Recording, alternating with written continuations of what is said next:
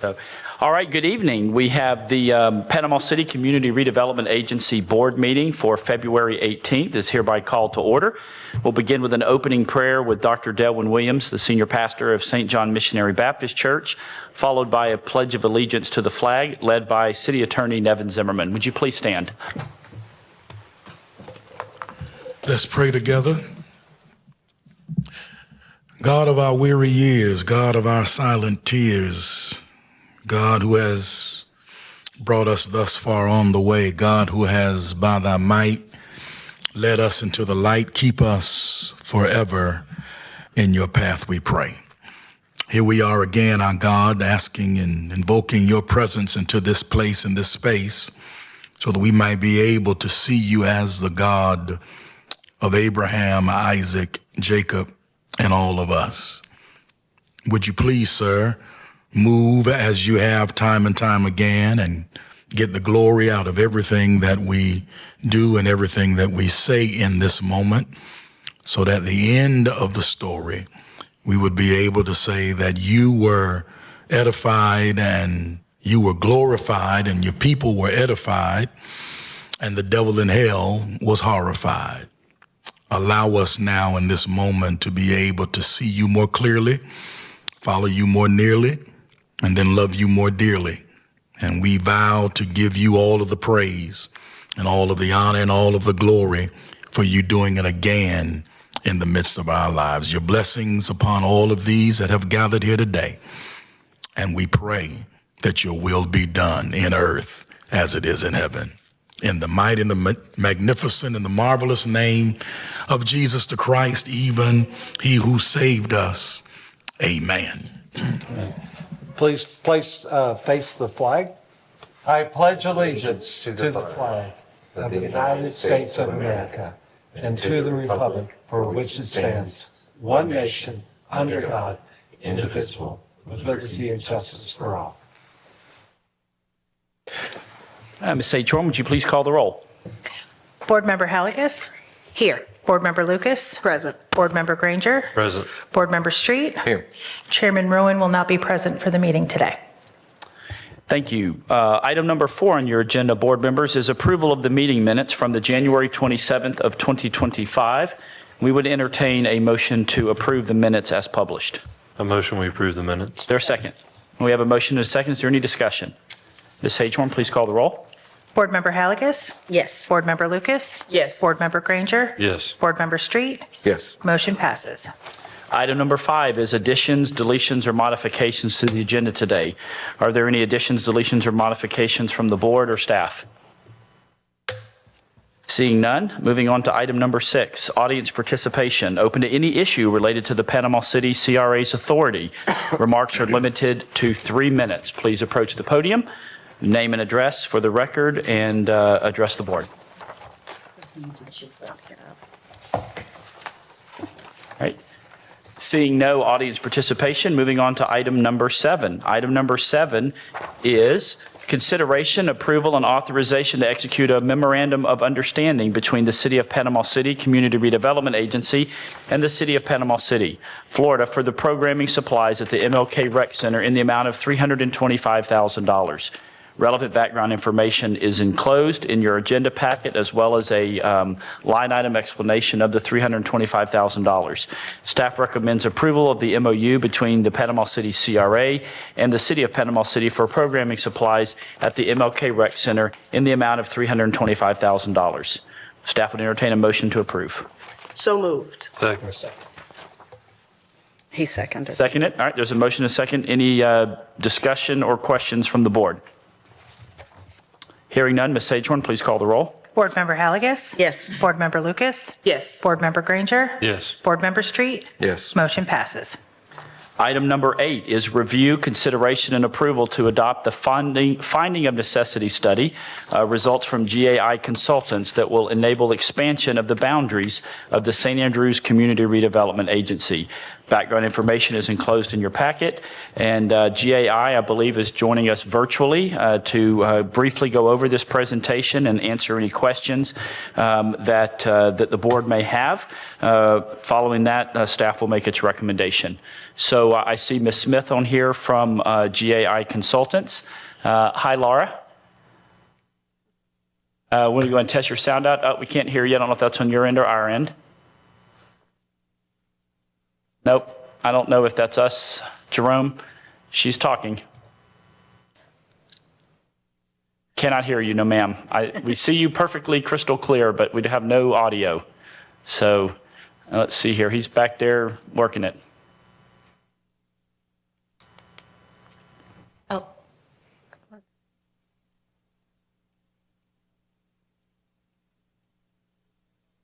Oh, can you keep talking, Laura? Sorry. Nope, still can't hear you.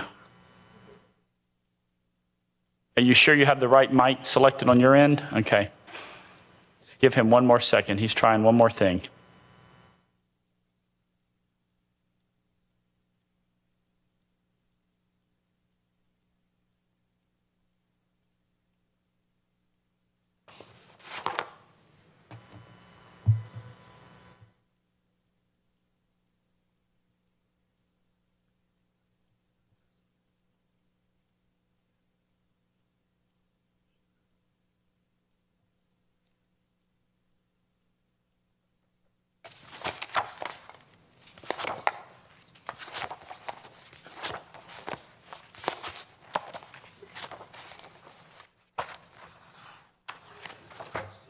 All right, try again. Yes, can you hear me? Go. Good job. All right, we got you. So if you'll just give your name and the position you have with GAI, and then you can go right into the presentation. Thank you. I think your staff's going to give the presentation. I'm just really here to answer questions. My name is Laura Smith. I'm with GAI's Community Solutions Group. I am the director of our Urban Analytics Division, and I work closely with John Jones. So I'm very familiar with your finding of necessity, and I'm here to answer any questions that you have about the finding of necessity and the information being shared with you in your packet. Unfortunately, John is out on extended medical leave, so I'm just kind of backstopping for him and helping out where I can to make sure that everything is still moving smoothly and that you have all the information that you need to proceed today. Thank you so much, Laura. So board members, the staff engaged with GAI Consultants to explore the possibility of expanding the St. Andrews CRA boundaries, utilizing specific criteria outlined with Florida statutes.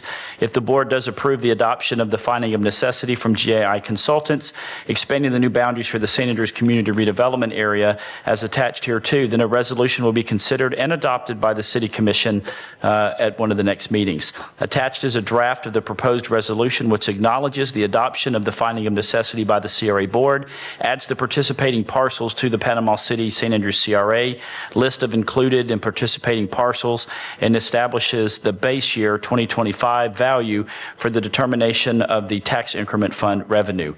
If approved, the resolution will be presented for approval and adoption by the City Commission at the March 11th, 2025 regular commission meeting. I will state that I had a question someone asked me after seeing this on the agenda, board members and Ms. Smith, was if we wanted to make an additional small tweak to it, what would that entail? The ask was kind of in that top right corner of the new boundary, kind of going maybe up to 19th Street and then over east to Balboa, to bring in some areas there that I think, there might be some opportunities to encourage, some of the blight and abandoned warehouse and development for over that. So I don't know what that policy, or not policy, but what that process would be. But that was something that was asked of me earlier today by one of the community leaders. So board members, any questions in addition to that one for Ms. Smith? No, I mean, I would just echo that conversation. Should there be further map adoptions, what would it entail to do that? Ms. Smith? So we would need to make some edits to the finding of necessity. We would need to explore those areas, document them. So it would be a substantial change to your finding of necessity. So normally we would try to establish the boundaries as accurately as possible before we begin the analysis. In this situation, we've completed the analysis, so we would need to then go back in, add those parcels and refine that map, make sure that those other parcels in that additional area also satisfy the conditions under Florida statute for preponderance of slum and blight occurring within those areas. So essentially, we would be tweaking the entirety of the study to make sure that we're encompassing all of the areas, but also to make sure that there is substantial evidence of preponderance of slum and blight in those areas in compliance with Chapter 163, Part 3. So I do want to caution to be very sure before you move forward with doing that, it will be a delay. So we'll be taking a step back and then reevaluating that additional area, remapping, then updating your finding of necessity. You've already notified your taxing authorities with the maps that you have, to my knowledge, or at least you're in the process of doing that. That would need to be done again, showing these new areas. So it would require, essentially starting this process, this adoption side of things over again, re-notifying and then putting that information back out. But as well, we would need to do our part, which is to revise the maps, revise the parcel list, go back through and look at all of the characteristics of those additional parcels and make sure that they satisfy Chapter 163 of Florida statute, then publish you an updated finding of necessity. And then you would move forward with notification again to your taxing authorities and going forward for all of your advertisements for adoption. So we have not notified, just for the board members' awareness and yours, Ms. Smith, we have not notified the taxing authority yet. That would happen after the adoption of the resolution by the City Commission at the March 11th meeting. And so when you say substantial, I mean, are we talking about adding a month or two, or are we talking about adding 4 to 6 plus months? What would an estimate be if it's a small area we're talking about? It would probably be an additional 2 months, just because we need to go back into that process. We're also in the middle currently of updating all of your plans for all of the districts within Panama City's CRA. So we're actually in that process now. That would also put that process on hold while we continue refining the St. Andrews finding of necessity to make sure that we're encompassing all of those parcels correctly. So it would delay the finding of necessity by probably about 8 weeks, but it's also going to delay your plan update for all of the districts consistently as well, because we'll have to wait to proceed there until we have the St. Andrews area resolved. So what if the board went ahead and approved this and then approved the resolution in their roles as commission members, and then we came back to make another small adjustment? Would that too be an entire new process, or because That would be a brand new finding of necessity. Okay. All right. Anytime you change the boundaries of your redevelopment areas, it requires you to do a finding of necessity. Unless it's a Scrivener's error and it's been deemed that it was just an error in the legal description or something like that, that's really the only way that you bypass having to go back through finding of necessity to change your district boundaries. Yep. So for, I guess, maybe the benefit of the board, specifically Board Member Lucas and Board Member Granger, that's right on the edge of theirs, is this could potentially bring in the old Clear Channel, that facility right there at the corner of 19th and Lisenby. And depending on how far east we went, it could potentially bring in Delwood Estates. Y'all are familiar with some of the challenges that they have there. So that was kind of the 1-2 question that I got today from 2 different community leaders. So. Laura, would it make more sense to look at establishing an additional area, like separately from this? So we could create a separate district, creating essentially a 5th redevelopment area. It would still require the same level of effort. We'd still be doing a finding of necessity to prove that there's adequate evidence of a preponderance of slum and blight compliant with Florida statute. Then you would be updating your plan again to incorporate that new district into your plan. So your best bet, if you are sure you want to that you want to go forward with adding those areas, would probably be to put the current finding of necessity on hold, just to build on that efficiency and go ahead and add these areas in. Let us study those areas, make sure that they're compliant and consistent, and then update your finding of necessity and go back through this process, which is, a couple of months of delay, but it's not going to put you back, a year or put you back in this same position a year from now or 6 months from now trying to create a new district. And it allows us then to make sure that your plan is updated, reflecting all 4 of your districts and their including the St. Andrews expanded size. And so that would put them all back into your current plan update that we'll be doing once that we get the St. Andrews expansion resolved. I would advise us to just adopt as is today, and then if we want to explore other areas, we either look at creating a new district or starting a new process under a new timeline so that it doesn't hinder the plans and everything else like that. Understood. Board member, is that a motion then to recommend the adoption of the expanded boundaries set forth in the St. Andrews Finding of Necessity study and approval of the draft resolution to be taken to either the February 25th, 2025 City Commission meeting or the March 11th, 2025 City Commission meeting? That is motion. All right, is there a second? Second. All right, we have a motion and a second. Is there any further discussion?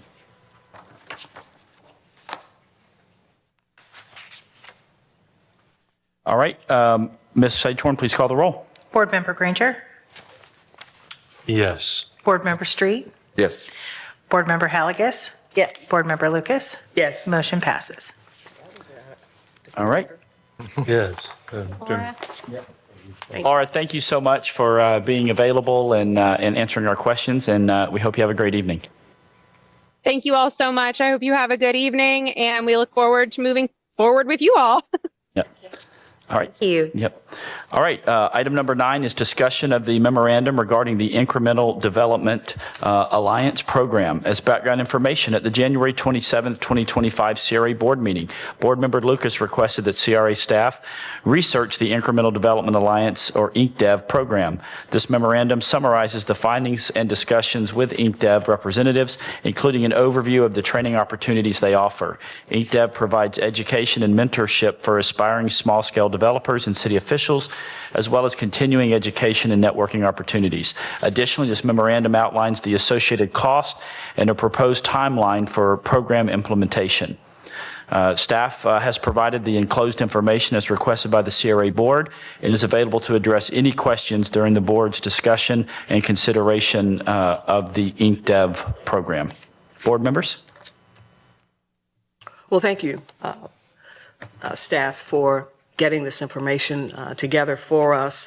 I am delighted that we are able to entertain this tonight. Is there a further, we've got information in our packet, will that be presented, or are we just discussing based on the information that we have? We can do either. We can kind of talk through the different program offerings. There's basically, it's pretty involved. I'm happy to defer to staff if they want to kind of touch on some of the highlights. The memo is in your packet.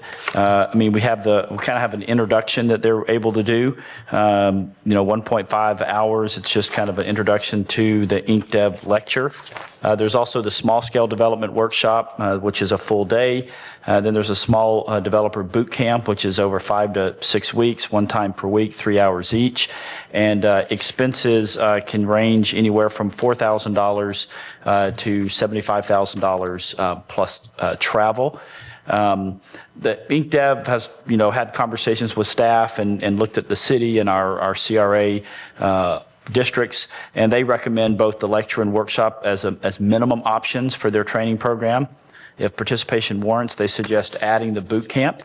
In addition to their core training offerings, they provide the following continuing education and networking opportunities, as well as a membership program. There's a monthly meetup cohort, STEP, which is the small scale time enhanced entrepreneurial and purposeful seminar, small developer seminar, timeline implementation. From the time that we give them the go ahead, they can begin in about 60 days from contract execution. Initial outreach and recruitment lecture is kind of month 1 through 2, small scale development workshop months 3 and 4, and then boot camp enrollment training months 5 through 7. So next steps to move forward, we'd want to identify local partners and funding sources to assist with program fees or provide grants or participant fees, consider creating a host committee for support, outreach, and event logistics, confirm training dates and secure necessary venues, and then begin marketing efforts to attract participants. So If we would like to, they can do a Zoom meeting with the CRA board and staff members if we want, not necessarily this evening, I don't believe, but, over the next couple of weeks, if one or two would like to have a meeting to ask more questions and get down in the weeds a little bit more. So that's an overview of what they've offered, board member. Thank you. I support bringing this education to our community. As we've discussed with the Dover Coal Plan, making the opportunities for development more accessible, mixed use and so forth. One of the concerns I often hear, particularly in Ward 2, is the need for development there. And there are many people who own property, but don't necessarily know the processes for development. And I find that may be true throughout the city as well. So this gives us the opportunity to make this available, to make information available to everyone in the city, and to spur even more development of the properties in our wards. So with that, I would move that we take the recommendation to do the lecture and the second small scale development workshop, and identify the local partners and funding sources, and a host committee for this venture. I think that we do have the funds available to do that in the CRA, and were we to do more, or if the community would want more, certainly after having the experiences, they'd know more about what this process involves. Thank you, Board Member Lucas. So just for clarity, for the small scale development workshop, would you prefer the virtual cost or the in-person cost? Virtual. Okay. I think we have local assistance with our staff and local folk who have been through the process that could be in the room, and then operating virtually with the Incremental Development Alliance, or IDEP, as you call them. All right.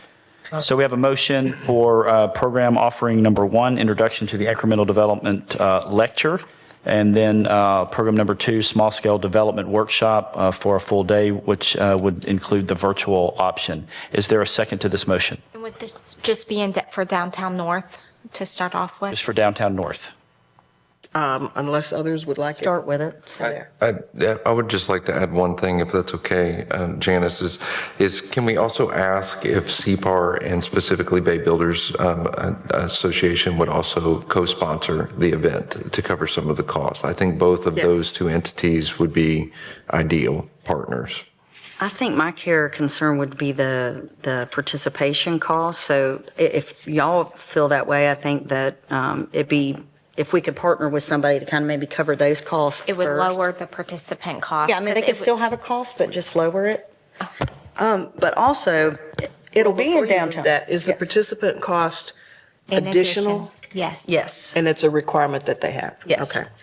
I think it's to encourage the buy-in. Yeah, that's why I think you should pay something. Yeah. I mean, But I didn't know if maybe there was, I mean, it's not terrible. I mean, it's not the worst thing I've ever seen. But what your purpose of driving this for is and particularly in Ward 2, what's great about it being in Ward 2 is it's open there, and that's what you're starting with, but it doesn't mean that participants from downtown or St. Andrews or whatever. So I definitely say we start with one. My only thing would be concerned about virtual versus in person, because I'm one of those people that like to touch, feel, and do all that. But it's probably very successful, just like that. And if we think we need another one and it's not, or we have a lot of participation, we can go from that feedback. Well, we've got a great IT division that I think can make a virtual option. So what's the motion then? So I think Board Member Street, were you seconding the motion with that I tweak did, to reach yes. out to CPAR and yeah, I would UBI? and I don't think that has to be a part of the motion, No, but I do think we that would have done that be- anyway, I think. So, all right. Because the motion does include identified local partners and Yes. funding sources. Yes. All right, so we have a motion and a second. Just to clarify, it's program offering number 1, Introduction to the Incremental Development Lecture, which would be $4,000. That is free to attendees. And then also program option number 2, the Small Scale Development Workshop, 1 day. The virtual option, which is $15,000. And then participation ticket fees are anywhere from $150 to $190. So that is the motion and the second. Is there any discussion or deliberation on that? So the motion has the workshop being virtual? Correct. Yes. At the 15,000. Are you looking at the top of page 2, Board Member Granger? Yep. Yeah, I'm Are you okay. thinking the in-person would be worth the additional money? Yeah, I do. I would support that. If the rest of the board would wish for it to be in person, I would support that. I also have been to many virtual courses, and They're hard to watch sometimes. they are hard to watch For sometimes. 8 hours. 8 hours. 8 hours. Yeah, it's much better in person. So I'll amend my motion. Would you accept the amendment? I'll second Mr. it. All right. You'll second the second? Yes, I'll second the second. So the motion has been amended and accepted to go with program offering number 1, the Introduction to the Incremental Development Alliance Lecture for 1.5 hours at $4,000. And then the Small Scale Development Workshop for 1 day, 8 hours, and the in-person expense of $25,000 plus travel. Participant ticket fees will be $150 to $190. Is there any further discussion or deliberation? Janice? All right, Ms. Sagehorn, please call the roll. Board Member Halligus? Yes. Board Member Lucas? Yes. Board Member Granger? Board Member Street? Motion passes. Thank you. Item number 10 is a recommendation of adjustment to the CRA board meeting dates for the month of March 2025. Approval is requested to have the CRA board consider canceling the March 18th, 2025 regularly scheduled meeting. Relevant background information is enclosed in your packet. Staff seeks board consideration to cancel the March 18th, 2025 CRA board meeting at this evening's meeting and would entertain a motion to do so. I'll make a motion to approve. second. Is there any discussion? Ms. Sagehorn, please call the I'm not roll. used to this. Halligus? Yes. Board Member Lucas? Yes. Board Member Granger? Board Member Street? Motion passes. Anything else from the board for the good of the order? Motion we adjourn. Second. Oh, I really like to stay here as long as possible. No, I'm just kidding. Yeah, I'll second to leave. Motion and a second. Please call the roll, Ms. Sagehorn. Board Member Halligus? Yes. Board Member Lucas? Yes. Board Member Granger? Yes. Board Member Street? Yes. Motion passes. Meeting is adjourned. You are